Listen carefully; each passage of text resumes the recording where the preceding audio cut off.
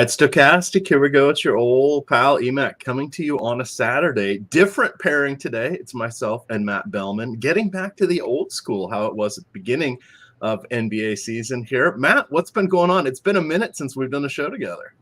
It has been a minute. I am hyped to be on here with you. It is getting me to think that baseball's coming soon, and hopefully we can get out here for some MLB.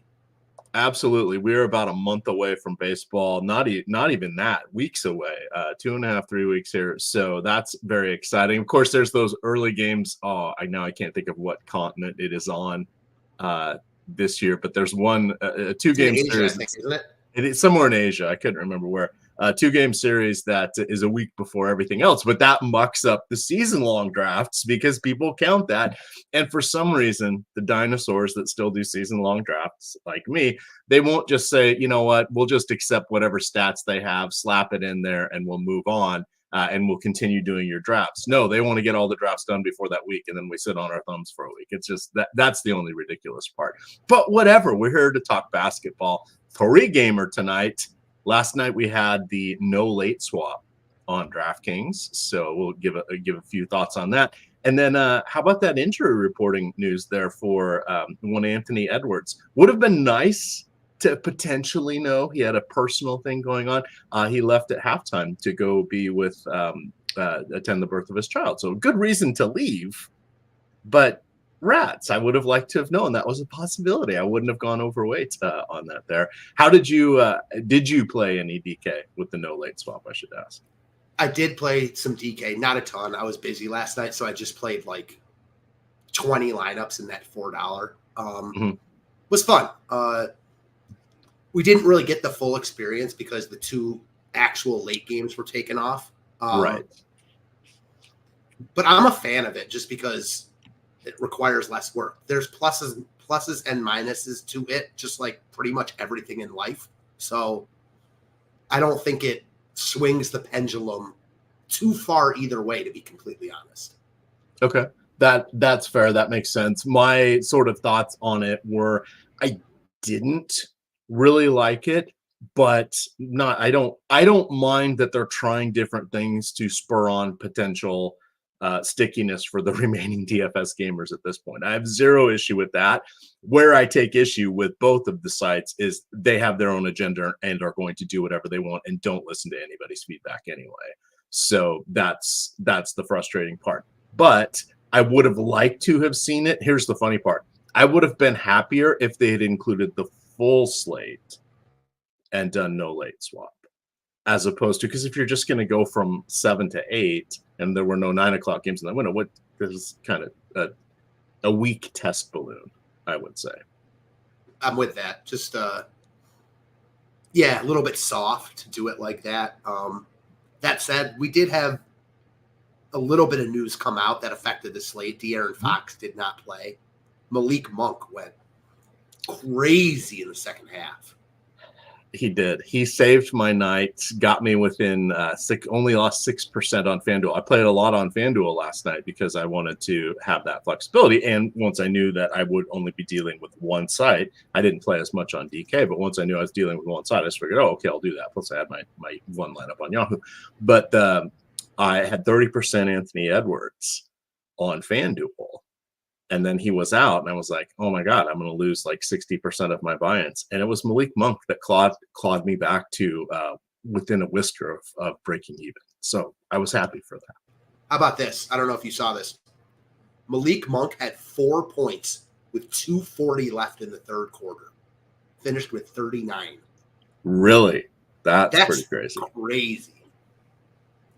That most definitely is. The other fun thing that I saw was the later games. So I had some parlays and some other stuff for those. So that was kind of fun watching it. So I was up way too late last night and saw Russell Westbrook ended up fracturing his hand on that. I think it was an attempted steal, as best I could tell. You had some people tossed from the later games for techs and for flagrant twos. It was an interesting slate, but it's much more dulcet here with just 3 on the docket tonight. And one of them is that Portland Memphis game again. So I think we've definitely had more fun slates to talk about, but it's all the same. Everyone's got to deal with the same garbage, so I guess it doesn't really matter. Absolutely. Justin Wilson. Yeah, I saw it says saw you finish fourth in the single dollar the other night. Yeah, I had the single entry dollar $3,000 prize pool on DraftKings. I was tied with somebody. I don't think we had the exact same lineup, but we both ended up having Fred VanVleet remaining, and there must have been some stat corrections because I kept moving with my tied counterpart into third, back into fourth, into third, out of fourth after the game stopped. So I couldn't tell if it was my DK app just kind of ghosting back to what it was or not. But yeah, that was fun being up near the top there. But at the end, most everybody that was still alive all had Fred VanVleet, so I wasn't really moving up or down, with the exception of the one person who did end up finishing ahead of me. So that was kind of fun. We are going to. I'm running the Sims right now. I've got the DraftKings ones. We'll talk about those since we have time today. We'll also do the FanDuel ones since we have time today. A couple other key things that I want to call out. Of course, if you guys would like to hit the like button, that would be fantastic. If you actually hit the like button, that would be even better. Subscribe as well. We have the Odds Chopper channel is over 125,000 subscribers on YouTube. We're closing in on $100,000 or $100,000 subscribers here. I wish that was worth $100,000 on the Stochastic channel, but you guys can rock that Stochastic avatar for a variety of discounts. One, there's the Hall of Fame promotion. So if you go to stochastic.com/avatar, you can download the avatar, upload that to your DFS sites of choice, and you will, if you finish top 3 in any contest with at least 5,000 participants, can't be a ties or trains, but first, second, or third overall, and send the screenshot showing your Stochastic avatar and the victory to Stochastic HOF on Twitter. We will induct you into the Hall of Fame, and you will get to choose a 1-month package up to $200 on Stochastic. So that's a pretty good deal for using the avatar. And then you can also get discounts in perpetuity by using the Stochastic avatar on the various DFS sites of choice if you sign up for the Sims package or the data bundle.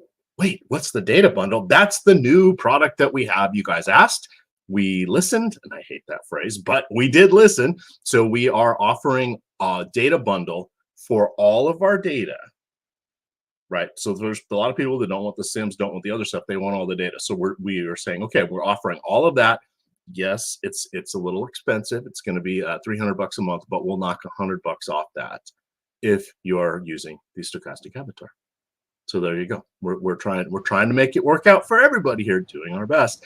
But it's it's a tough market out there, but we also know it's a tough world out there. So that's why we're saying, hey, rep that Stochastic avatar. We'll give you guys some credit for that, for sure. All right, Mr. Belman, are you ready to look at our 3 games here? As ready as I'll ever be. Okay, so we are going to once again have heavy popularity coming in on this first game. It makes sense. We saw it last night at the beginning of the day. The top 8 projected most popular players on DraftKings yesterday were from this game, and the top 6 on FanDuel. We ended up getting some other value pop up with some stuff happening in Cleveland, etc. But still, these guys are going to be a large part of our evening again tonight. Now, the interesting thing last night was, even though the teams were relatively shorthanded, it's their starting lineups that are out. They still had enough players that it wasn't overly dramatic, but these guys are all cheap. And so literally the top 8 players for Memphis are injured. The top 4 of the top 6 for Portland are injured. And that's including the Robert Williams, the Brandon Clarks, the guys that have been out for the majority of the season. But we're literally looking at backup rosters here. The interesting thing was Jeremy Grant played 33 minutes. That's the most for anybody on Portland. Anthony Simons played 26. That was the next most. And then off the bench, you had Thibault for 26, Ashton Higgins, who I had no idea who he was until last night, 24 minutes. Delano Blanton, Banton, formerly of Toronto, he played 20 minutes. So a lot of minutes coming in off the bench there. Similarly for Memphis, They went some healthy minutes to the bench. You had Jake LaRavia with 26 off the bench, Lamar Stevens with 21, and Gigi Jackson with 23. Each team played, Memphis played 10 players, and it looks like 7, 9, and Portland played 12. I'm expecting to see something similar tonight. And the reason I'm setting the stage for that there is, who the hell do we want to look at here? Now we have some real decisions. Previously, yesterday, it was just grab these guys and then spend up and focus on who you're spending up on. Today, it's like, oh, shoot, we actually need the points from these guys. It's not just a function of salary. Matt, what are you thinking here from the Portland side? No injuries that I could see from last night's game. My original line of thought or train of thought is Portland scored 122 points last night, won by 30. Simons finished with 25 fantasy points. Jeremy Grant finished with 20. If that doesn't tell you how tough of a nut this Portland team is to crack right now, I don't know what to tell you. You know what I mean? Like, this team has been obviously taken back by injuries, not quite as much as Memphis, but still, like you mentioned, Portland is missing most of their main players, DeAndre Ayton, Malcolm Brogdon, Time Lord, et cetera, et cetera. I do think we have to look at this team similar to how we did last night, with the caveat being that even their top guys might not play as much as we'd like them to. It almost makes it murkier today because you had guys like Banton, Jabari Walker. Those were the guys you actually needed from Portland last night, and I don't think there's much rhyme or reason to it. So struggling a bit with how I want to go back to Portland today. Pricing is pretty similar. I think that your Grants and Simons look the best as far as like the spend up options, because those are only the two guys you can spend up on. And Duop Reith still looks really good. That said, center is loaded tonight. So what's your take on this team? I want to stick with the key players, right? So it's going to be Simons, Grant, and you're right, maybe Duop Reith. The interesting thing about Reith is, and it's hard to tell because it's game log watching, but I was looking at his recent rebounds. And because I'm, still in some season-long leagues where head-to-head, and I needed some rebounds to finish out this weekend. And I thought, well, there's 3 games tonight. Let's see who's there from Portland that I can get. And he's only had I don't think he's had more than 7 in any of his last handful of games. That was a little bit surprising. His minutes haven't totally been there either, because, again, there are enough bodies to play here. And so he was someone that we saw him not too long ago have some decent games. We saw Jabari Walker at, I guess it's closer to 2 months ago when the team was more healthy, but they were missing Ayton. He had some really strong games at a discounted value. Strong games mean, they were flirting with 30 fantasy points, but it just feels like it's just catch as catch can, to borrow the old phrase. I don't know. It's a mix and match here by the coach. It's hard to discern a particular rotation at this point. To your point, it's odd. Reith only played 23 minutes last night. Yeah. So he smashed. He ended up with 34 fantasy points, but I'm not going to sit here and say he's like a guy you have to lock in just because of all the other good centers we have available today. Portland is as I mentioned before, a murky situation. That said, with only 3 games, I think we're going to need some Portland tonight. Yeah, we'll see how things fit. There are some injury items, even though we only have 3 games. We're still waiting to see what's up with Kentavious Caldwell-Pope. We're still waiting to see what's going on with Jamal Murray.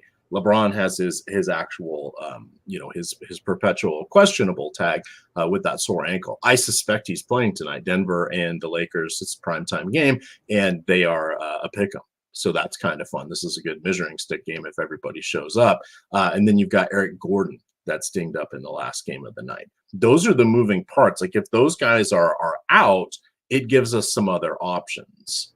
If they're in, now we're back to trying to figure out what the heck is going on with Portland and Memphis. And that's going to be the fun puzzle. And then, of course, because it is Saturday, there will be some news dropping out of nowhere that someone is missing somehow. avocado in their eye, celebrating the birth of their child, whatever it might be. All good reasons, of course, but it's Saturday in the NBA. The only day more wild than Saturday in the NBA is Sunday in the NBA. So we'll see here. So back to I didn't put it on the screen yet. So putting our sims up here. So I just ran this for simulating a contest of 2,000 people, 25% here to first. And then we can just take a quick look at our 150 to get us a player pool here. We can look here at our exposures and sort of see, hey, what's happening, what's going on. So you can see that Duop Reith right off the bat, he's coming in a lot of our lineups. So is Matisse Thybulle. Now, that's a little bit of a surprise. Now, former University of Washington star is a bad rap for his offense. He's not a bad shooter. He's about replacement level. He was okay in college. He just was in college forever. He's a defensive maven. But on a night like tonight, I mean, last night he had like 7 or 8 points. It was, where is he? He had 13 points last night. He was 5 for 10. Right. So he's not going to, he'll take a couple threes from the corner when he's not guarded. He's adequate at that. And then most of his other stuff is going to be finishing on breaks or lobs. So when he gets the opportunities, there's a good chance he's going to make them. He just doesn't take that many shots. That's kind of what really makes him a weaker option here. But look at him. He's popping way up there. And then we've got, we currently have Jaren Jackson Jr. in our projections. He's listed as doubtful. We don't know if it's resting games, tanking games, whatever. So we've got him in here for the moment. So he's popping up as a decent play. If he ends up being out, if Derrick Rose ends up being out, right, that's what's going to see. We're going to see some of these other Memphis guys start to bubble up. But I mean, I'm thinking for me, it's going to be Reith is now sticking with us here for DraftKings, which just makes me want to take a drink of my coffee and wash that taste out. If you will. It's Reith, Grant, and Simons. Those are the top 3, I think, by far. And then it's Thybulle, Kamara, Jabari Walker. I'm interested to see what happened to ownership tonight. Like, let's just say that Jaren Jackson doesn't play. You had guys like Thybulle and LaRavia outscore basically all the good players from either of these teams. They were unowned last night. Will those guys start to pick up more ownership? It's an interesting conversation, if nothing else. All righty. We have a super chat here from Chris Presto, and he says, hey, could this be another Delano Banton night? How many minutes do we think he will get? Well, yesterday, I think, is a reasonable template of him getting 20 minutes. That's fine. I would think he is going to be ahead of, Rupert, who got 7. Maybe he's kind of even with Ashton Higgins. And then guys, even though they're front court players, depending on who's playing for Memphis, it's not like there's really centers per se that are a dominating gravitational force in this game. So we could see more minutes go to the guards, but we could see Baji. He only had 4 minutes. He could slide off. Even Moses Brown, he could slide off a little bit. So I would think maybe 18 minutes to Banton is a reasonable projection for tonight, with an upside of 23 if things are going well, a downside of 12 if they're not. He had 40 DraftKings points last night. I didn't even realize that till right now. Well, he had a steal, 2 blocks, 3 assists, 7 rebounds, and he was 3 of 5 from the field. Scored 19 points, 7 boards, 3 assists, and 3 stocks in 20 minutes. That's like a career game. This is the problem when you get 2 teams without a clear pecking order. Like, yeah, if Jaren Jackson is in, he's the guy for Memphis. But with him out, and I know Simons and Grant are, quote unquote, the guys for Portland. But even then, we saw it last night. Like, when there's no established pecking order, weird stuff can happen. Because most of these teams in the league, when they're healthy, they've got established pecking orders. Yeah.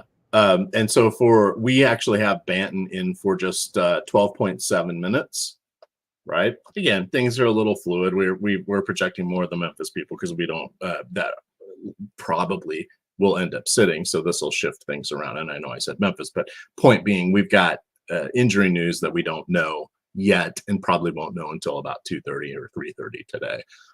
But I think Banton is someone that needs to be on the short list. But basically, we got a career performance from him last night. This is not a breakout. This is not the start of something new. It just everything went his way in a purely chaotic game.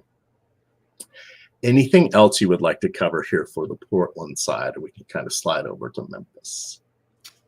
I think it's just worth reiterating. They won by 30 last night. Jabari Walker was their top fantasy performer. Then Banton. Then Reith. Then Chris Murray. Then Simons, then Thibault, then Higgins, then Jeremy Grant. If I were playing this game again today, and we are playing this game again today, I would still have Grant as the top spend up option. And again, this is one for me, like, is the ownership going to fall because he underperformed last night? I'm not sure. No, those are all good questions. I'm going to go over here. I couldn't get popcorn machines not updated. This is add more funds. They're the ones that absorbed NBA Wowie. But this is what's called a game flow box score. So if you watch the process, you'll see Josh look at these quite a bit. This is something that came into prominence maybe about 10 years ago. There's a few sites that offer them for free. I like this site. Visually is more appealing. Popcorn Machine has some. They also are giving you a game graph of the scoring, which is helpful to look at. So I kind of look at a combination of these. But this is just sort of helpful to say, hey, when did these guys get their minutes? So for Banton, here's something that's key. So we can see that he came in. He got 2.5 minutes there at the end of the first, and then he got another 7 there at the end. Or at the beginning of the second. So that's about 10 minutes right there. It looks like he had a very similar rotation over here. So there's a good chance, now we're inferring a lot here, but there's a good chance he sees that 20 minutes tonight, right? Again, because, and the hard part is without having the game flow up here to know the scores and all that, but we can see they sat all the starters. But he was one of the first guys in. So he is someone that I think our 12 minutes is maybe a little light. Probably 15 to 16 is a realistic projection for tonight. But you can see he didn't get massive blowout run, right? What happened with Jabari Walker? Well, he barely played in the first half. He got a boatload of action at the end when the main guys were off. He feels like he has a more tenuous spot in the pecking order now, right? And that's how you can kind of read into these. You can look at game histories, a lot of these. Let's go to Portland, since that's what we're talking about, and just quickly say, hey, what happened in some of these other games, right? So we can see here that it looks like, oh, Jabari Walker didn't play much in the fourth, but he got a lot of run in the third. What happened against Charlotte over here? Hey, he kind of had that same similar rotation there. So odds are he is probably but now you can see Banton didn't get a lot either. So those guys are tenuous, but I think sort of how it played out last night is probably a little more information that's helpful. But we're sort of guessing here, right? You talk about small sample size. One chaotic game does not make a good trend.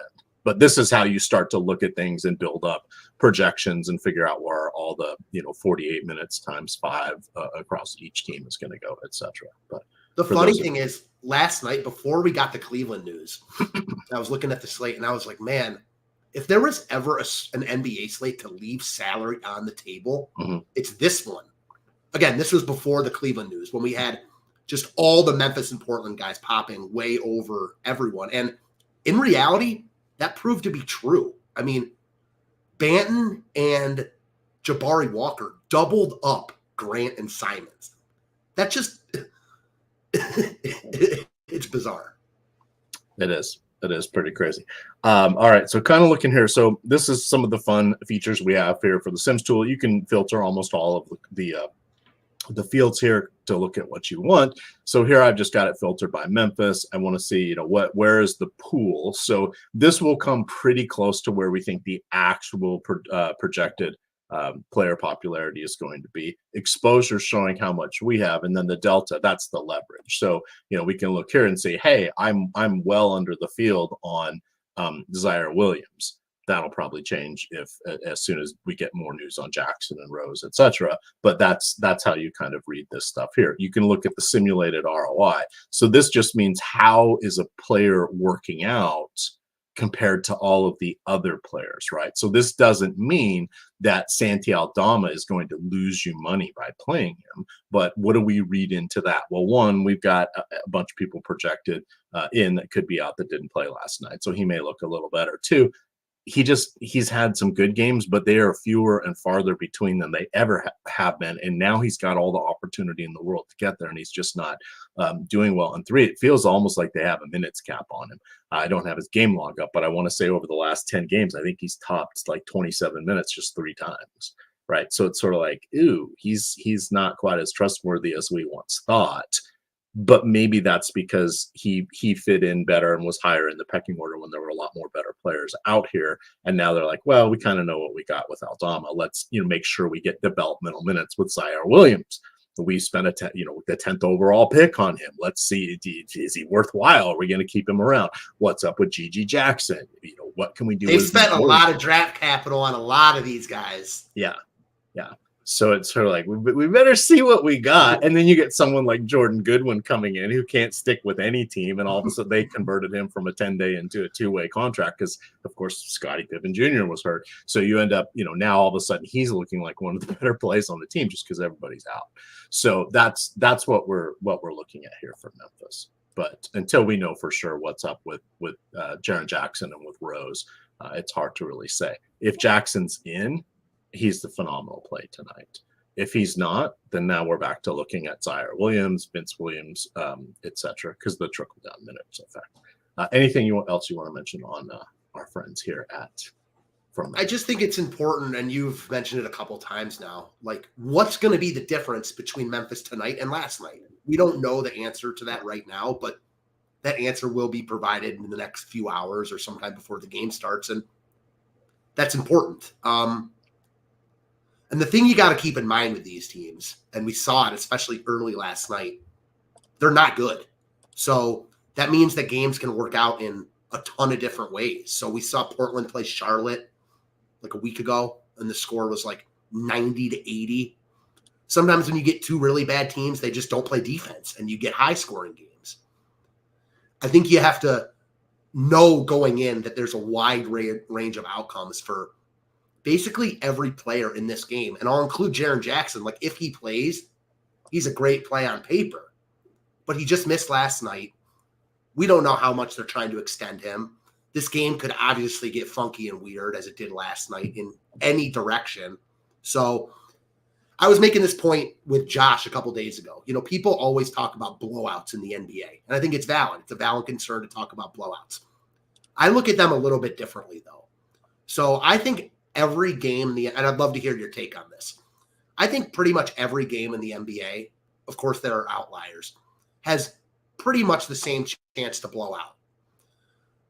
The difference is when there's a big spread, like Boston minus 15 against Charlotte, it's highly, highly unlikely that Charlotte is going to be doing the blowout. But it doesn't mean to me that game is more likely to blow out than this game, Memphis-Portland, which is a short spread. In this game, you just don't know who's going to do the blowing out. You see that similarly at all? Yes, and it's also the old baseball. Basketball's a game of runs, right? Teams just go. I mean, if you go look at the game flow box scores, and it's one team goes on a 12-2 run, then the other team comes back with an 8-4 run, right? It just looks like that most of the game. Where does that shake out? I mean, how many times have we seen a team, score 35 points in the first quarter, a crappy team, and then 17 in the second? And all of a sudden you're going into halftime and like, shit, they barely got 50 points. God, they really suck, don't they? Whereas in the first quarter, everybody's victory lapping, no whoever, no cash, right? All that, the fun stuff there. So we like to see the games close. When you get to those potential blowouts, who is it? When does it happen? Does the other team start to come back? Sometimes we see the second unit is the one that's authoring it, and they just get the extra run, and they end up playing most of the third quarter and almost all of the fourth quarter because they're just crushing. right? It just, we see different stuff all the time. So predicting the specific type of blowout or outcome, it's so tricky. Now you got to tell a story. You got to figure out how you're right. It's like looking at NBA showdown slates, right? Trying to capture the chaos of one game and figuring out, well, how's it going to work? Like chaos. Let's just use the Super Bowl. Atlanta up, 28? What was the 28-3 or whatever they're saying is. That ended up being, that looked like a blowout. Guess what? The other team came back. You needed the Patriots in that one. It's capturing the anomalies.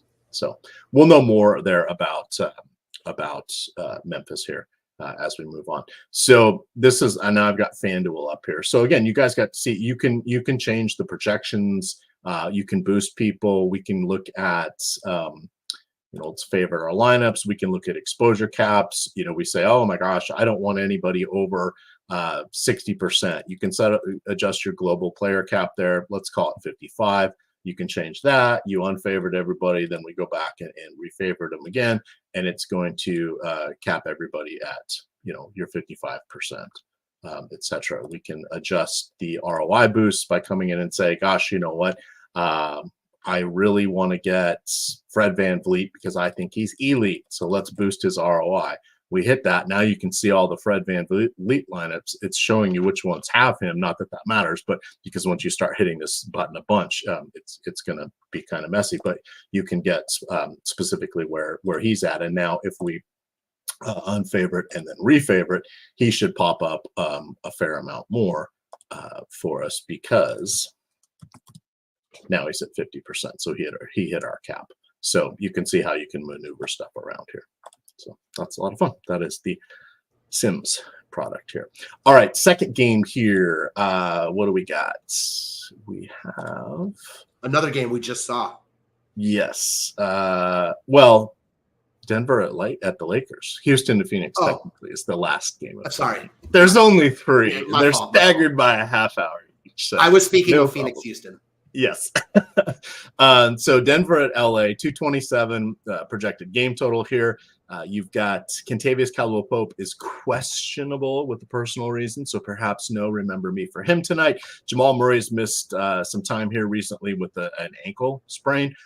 We'll have to see if he's going to be available tonight. Anthony Davis actually probable on the injury report. Maybe he's the surprise guy that somehow sits. LeBron James has his questionable tag for that ankle management. Cam Reddish has returned to action. We're still without Vanderbilt, Gabe Vincent, Christian Wood, etc. for the Lakers, but they are a little bit deeper than they have been because now Cam Reddish is back. They've picked up Spencer Dinwiddie off the buyout market, etc. So it's getting a little tougher to like some of their folks there. So let's start with two-time MVP Nikola Jokic here. Is he the raw points master for tonight's action for you? Yeah, I don't even think it's close. I think you don't have to play anyone, but it's really, really hard to get away from Jokic here. The top 4 of the top 5 plays on the slate are centers, which I talked about at the beginning. Jokic stands out as obviously the best of the bunch because it's Jokic. I'm of the opinion Jamal Murray does not play here. So he sprained his ankle against the Heat a couple nights ago. He did not return. I don't have any more info than that, but this is a team that is playing the long game, right? Like obviously they'd love to win tonight, but they're the defending champs. Murray clearly was banged up last time out. If he's out, I think you have to play Jokic because Jokic's numbers just are insane with Murray. I mean, they're insane no matter what, but with Murray out, he becomes a really, really hard guy to fade, especially in this matchup. So for me, it's Jokic. If Murray plays, I like Murray. I'm a big Jamal Murray fan. Price point is right. A little bit worried about the ankle, but if he plays, he plays. If he doesn't play, I think we can start to look at like the Reggie Jacksons of the world. Now, he's not cheap, but there isn't a ton of opportunity cost on this slate. So all the other Denver guys would become more in play. If we get a situation where we don't have Murray or KCP, I think maybe then you could start to take a look at like the Christian Browns of the world. The Aaron Gordons, Michael Porters. They look better with Murray out, but just GPP plays on this slate to me, not guys I'm going to build around. Whereas Jokic is really hard to get away from. And on main slates, 10-game slates, I play Jokic. I don't play him every slate because he's really hard to get to. On slates like this, the raw points just mean so much, as you started by saying. Yeah. And so I'm back here looking at add more funds. And this is what NBA Wowie, right? With or without you. That's what Wowie stands for. I didn't know that for the longest time. But you can see I had it tagged with Murray on. Jokic had about 30-something percent assist rate. With him off, it goes up to 40%. His rebounding rate stays the same. But without Murray, Jokic ends up scoring 1.72 DraftKings fantasy points per minute, about the same on FanDuel. So these are helpful tools as you want to say, hey, who's in, who's out. You can come in and say, oh, how much does it change if Caldwell Pope is out as well? And sometimes you'll make little combinations here and you'll find out there are some players that their fantasy points per minute don't really change when a key player's out, but their mix does, right? You look at like a Steph Curry without Draymond Green out. Well, Steph ends up getting more assists and he's less efficient with the shooting, right? And I haven't looked at that in a couple of weeks, but because Draymond's been back. But that's what you kind of want to look and see is, hey, how are things going to change? Their efficiency may stay the same. Like if you look at Kawhi Leonard, when Paul George is out, Kawhi Leonard kind of is about the same with or without him, funny enough. But when George is out, Leonard gets everything. Right. So then the volume is there. Right. So you have to keep an eye on volume and efficiency. He's not as efficient, but he's shooting more. Right. So that gives him the upside potential if the shot's going down. Right. So these are all the things that you want to factor in when you're looking at that. And then that kind of comes in here to, here we've got this is the boom bust tool. Right. So this is one of the key things. We've had this forever. This was built off of simulations before actual available simulations were there. But what this is doing is this information is telling you how often is someone going to reach their boom probability, which is 5x plus 10 fantasy points. That's a constant in there that we use, that plus 10, because we like to throw out 5x or 6x or whatever. Well, if somebody's $3,000 and they get you 15 fantasy points, yeah, that's 5x. It's like, well, that 15 fantasy points may not have been enough to get you. What did that salary get you for the other players, etc.? But a 5x on that isn't as exciting as a 5x on Jokic or somebody who's $10,000 or $12,000. So that's something to look at. The bust probability, how often do they fall below a realistic outcome, et cetera, leverage, right? So you can see a lot of that stuff here is also over here on the built into the Sims. So oops, I'm sharing it on my screen. I'm not sharing it on your screen. Here you go. But you can see with the Sims, that's where the leverage is, the ownership, etc. So these are how all the things go together here. The lineup generator, the other tool there for stochastic, uses the same information as well. You just don't get to adjust as many of the inputs, but we're making sure none of the crappy lineups are in there for you guys. So we're just putting positive EV lineups in there. All right, back to we can finish up with the analysis there. That was enough on the tools. Well, I think it's important to talk about that stuff, especially on a 3-game slate. We spend so much time going over the plays, all that stuff every day of the week. There's usually more games. On a Saturday morning with only 3 games, I think it's pertinent. So I'm glad you did that. Yeah, and this is one of those where we have these rare moments to do it. Right.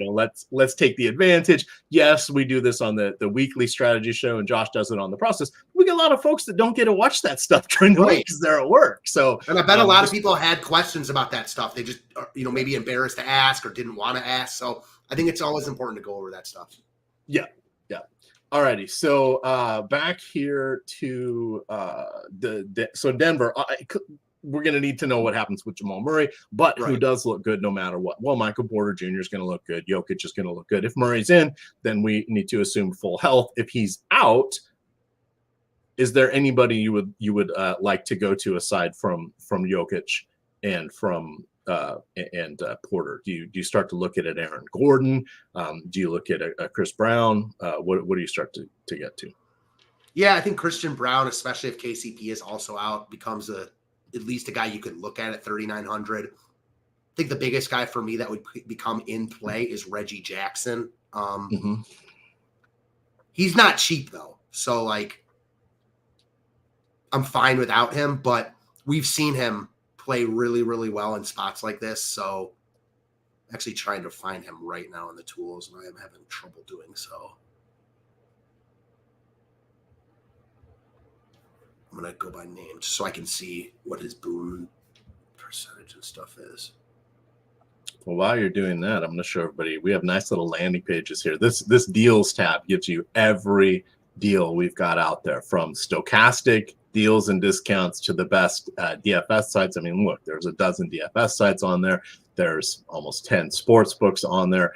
We're presenting this presenting sponsor today is Sleeper. So you can see here, what are the fun things there? First deposit match up to $500. We don't get those very often, but you come in through our link, which I will drop into the chat here, or the promo code Stochastic and the number 2. That will get you the opportunity to get a $500 deposit match on your first deposit. What are the fun things that they have? They do up to 100x payout. They have dynamic payouts, meaning they'll put up triple doubles, double doubles, and put different multipliers on it to give you the opportunity to add those into your player cards. You also need to remember that you got to be 18 or older to play in most states. Massachusetts, Arizona, it's 21. Alabama and Nebraska, it is 19.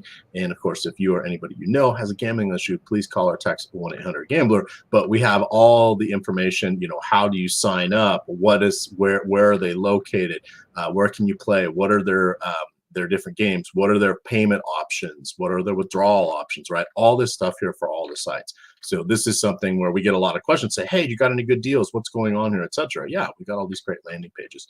So check that out. But that is for presenting sponsor, Sleeper. All right, did you find the invisible Reggie Jackson, or did you end up with Reggie Jackson, Mr. October? I did find him. Good call out right there. So he's 50. I must kill the queen. Nobody's going to get a Naked Gun reference. Come on. Pod Stoner, you're in there. Obi-Wan. I got some olds in here today. They'll get that. Naked Gun's so good. What a cast also. Yeah, so Reggie Jackson is 5,900. Makes it really hard to play him, even if Murray's out. If Murray's in, you can't even look at him. If Murray's out, he becomes a tournament play.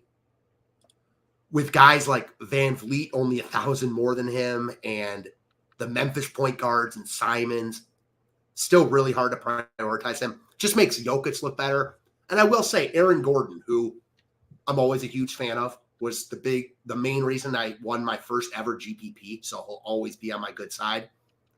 He's only 6,400.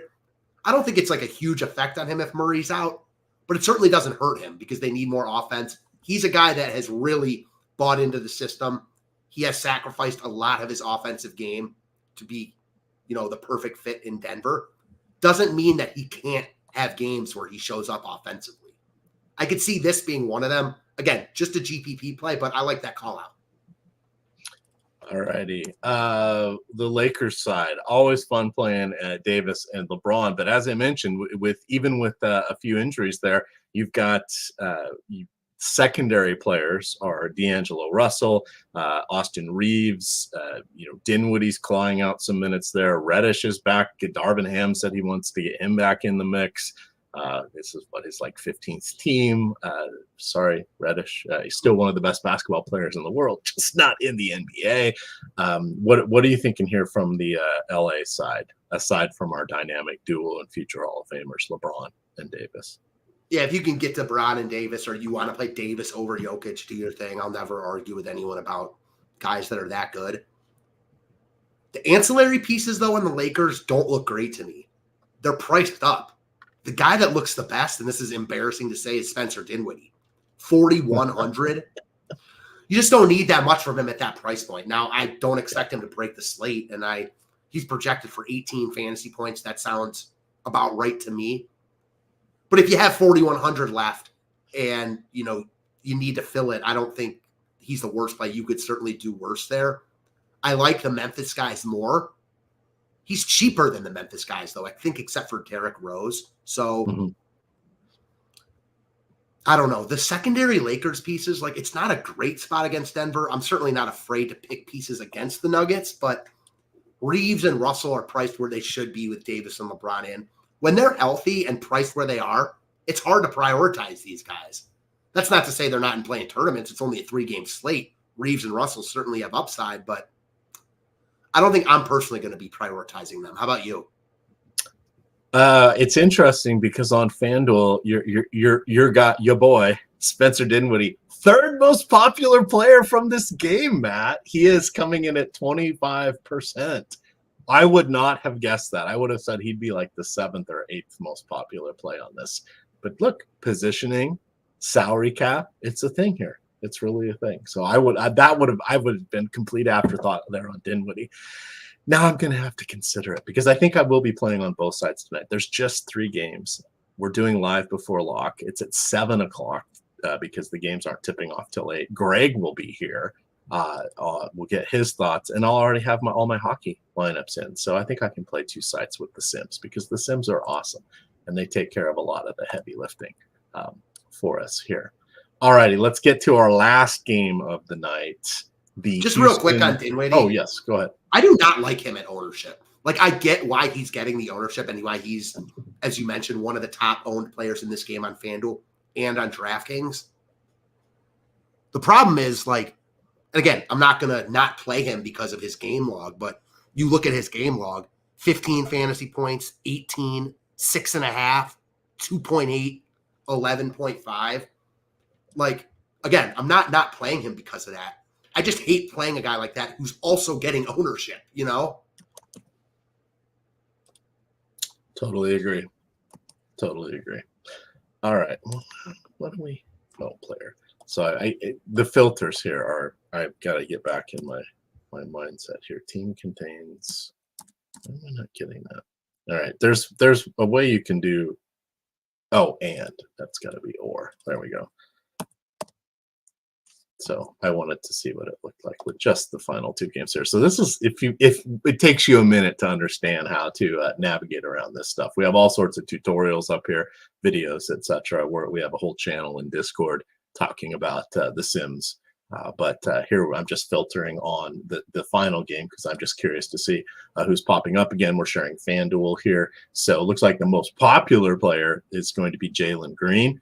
Dylan Brooks coming in second, but you can see, look, well, I don't understand the simulated ROI. Why is Jalen Green a minus 22%? Why would we ever want to play him? I'd rather play Dylan Brooks. Think about that statement for a second at minus 3% ROI. Well, again, this is factoring in what happens with all of those lineups when these players are included.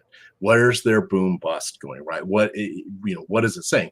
I mean, Jalen Green could end up having a fantastic game. The pool is going to have him on almost half their lineups. We're going lower because we're saying, well, it's not the best ROI, but we're still playing 23%.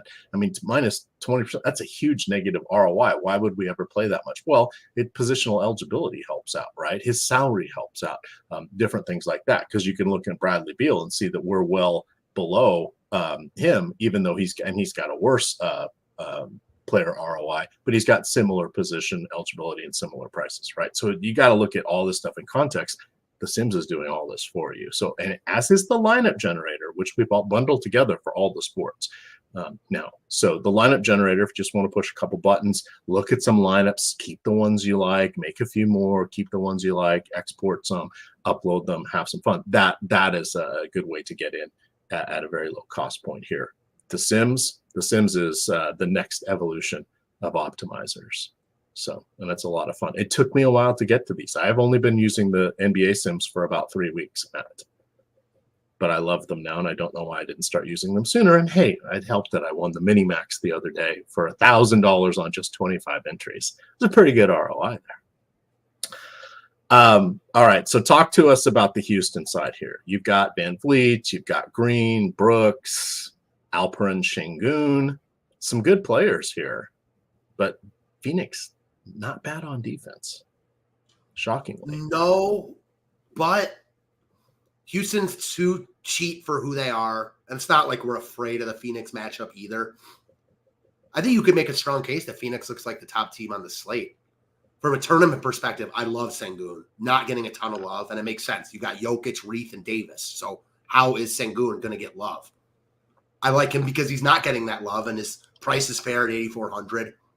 Van Vliet and Jalen Green look like 2 of the top overall plays on the slate. They're both getting a ton of love. It makes sense. They're both cheaper than they normally are. The guy I'm interested in hearing your opinion on is Jabari Smith. I know he wasn't great last game, but he had been on a serious heater, not pulling any ownership. I think that Houston fits a lot of different molds. You've got your cash guys in Van Vliet, Greet, and Dylan Brooks. Van Vliet, Green, and Dylan Brooks. Say that 5 times fast. And then in tournaments, I like Sengun and I like Jabari Smith. I think you're paying for Jabari Smith right now, and he doesn't project well for his price point. This is a classic where he's overpriced for his median outcome, too cheap for his upside. I think a lot of times the projection systems have a hard time with these second-year players who are starting to come into their own. I think there might be a little bit of edge there. That said, he's certainly very expensive for his floor. So I think you just have to know that going in. Houston looks good. No problem with getting to any of those guys I mentioned. They're all getting a little bit too much love. But that's the nature of the beast in NBA. Just piggybacking off the point that you were just making, you're not playing these guys because they're coming in with negative leverage. Just means you might want to balance it out somewhere else. NBA DFS is not about getting different everywhere. It's about playing the best plays and then getting different in a spot or two where the field is falling through the cracks a little bit. So we see this eye to eye. I don't want to play 6 guys from Houston, but they do look like, their main 4 guys, and then Jabari Smith in tournaments look like 4 of the top plays on the slate. I don't think there's a doubt about that. Yeah, and for I've got the ESPN game logs up here. You can see that this will be the third time these teams have played in the last 5 games in Houston's case here. But you can see that all of a sudden the last 4 and even most of February, you've got massive minutes here for Jabari, and he is someone that I had on a lot of my rotisserie teams, right? So I selectively start the guys I want, and people are like, you still play rotisserie? Yeah, there's value in it because, one, you can grab spot starts from people like Andre Drummond and get massive games when people aren't paying attention, or Paul Reed when Embiid was out, etc. But you look at someone like Jabari Smith, he's really come on of late. His action, his minutes have changed dramatically. He's really getting the rebounds. I mean, ridiculous rebounds. Look at that. The 13 is his lowest of the last 4 games. That's wild. I did not see that in his outcome. I thought maybe he was going to be like an 18 and 10 guy best case. But look, he's ripping these off, and that's alongside Sengun. So he's someone that you want to kind of look at. And this is, you can get these off the standard game log box scores, but sometimes I like to come in and look at these on ESPN or basketball, especially Basketball Reference, because it's easier to download. But you can start to look for trends and things like that. Check out PRAs, just kind of see what's up with these different things. But yeah, Jabari Smith is someone that's really come on. I think I heard you calling that out on another show earlier this week when you were with Josh. Yeah, I was about to ask you what I asked Josh earlier. If you're starting a team, who you taking? Yeah, that was the question. Jalen Green or Jabari Smith? Last year, I would have said Jalen Green probably at the beginning of this year, but I think it's Jabari Smith. And to just echo Josh's comments, yeah, Green has the higher ceiling. Sure. But come on, you get someone like this locked in, and he can play 2 different positions. In worst case, he's the 4th guy on a great team. Best case, he's your sort of number 2 guy, probably the 3rd scorer, but your number 2 rebounder and your number 2 defender on a team like this, right? That's one hell of a building block. Then you take a chance on someone like Green, but I'd rather have the building block here, and I think that's something that. I know everybody's wish casting for upside with NBA GMs and stuff, but I think they miss good players like 4-game sample size here on Jabari, but I think they're missing someone like that has a more complete game, right? Looking at another Jabari, why am I blanking on his last name? But Jabari Parker, right? Was that? Yeah. From Milwaukee. Oh, right? Parker. Oh, yeah. I thought he was going to be amazing, right? The torn ACLs on both knees and all that stuff kind of curtailed his career. But someone like that, I mean, remember when he was coming up with Giannis and Middleton and those other guys on that team, he was someone that just looked phenomenal. Brandon Jennings. Yeah, that was. But you try to find solid players. Too many of the players are flawed outside of the top end superstars. And by flawed, I mean they do one thing awesome, but that's great if they get in the right spot. But think of how many players. I mean, Cam Reddish, if he probably didn't end up in Atlanta, would have had a different career if he would have been on a different team, right? You just look at all those oddities like that. It's like, I mean, basketball's so chemistry driven and so driven by the other 4 guys on the court or the top 8 on the teams and what's your role and how you're doing it. That's why you see some players thrive in situations and others just shit the bed. It's not always their fault. The Jabari versus Jalen Green combo reminds me of, like, people will always say, like, this guy was the absolute best in college. He was the best scorer in college. Like, how come he's not in the NBA? Well, there's levels to it, right? Like, if you're just a really good scorer, but you're not as good as the top scorers in the NBA and you can't do other things, then guys who have a more faceted, multifaceted game are going to be more valuable. And I think that's why you see a lot of guys that you would expect to be really good in the NBA fall out, and other guys who you might not expect are just more willing to take on a lesser role, which is really, really hard for a lot of these guys. Like, Jalen Green has been the best player on any team he's ever played for since he was 5 years old, right? And, like, maybe he can be the best, like, his ultimate upside is maybe he can be the best player on a good NBA team, but probably not, because there's just players better than him. So it's an interesting back and forth, if nothing else. Yeah, absolutely. Absolutely. All righty. So we'll let you close out on the Phoenix side here, but I've got Odd Shopper up on the screen here. Odd Shopper is a phenomenal tool. You can look across. It's a market-based approach that has you looking across all the different sports books. Here, I'm just demonstrating with Anthony Davis.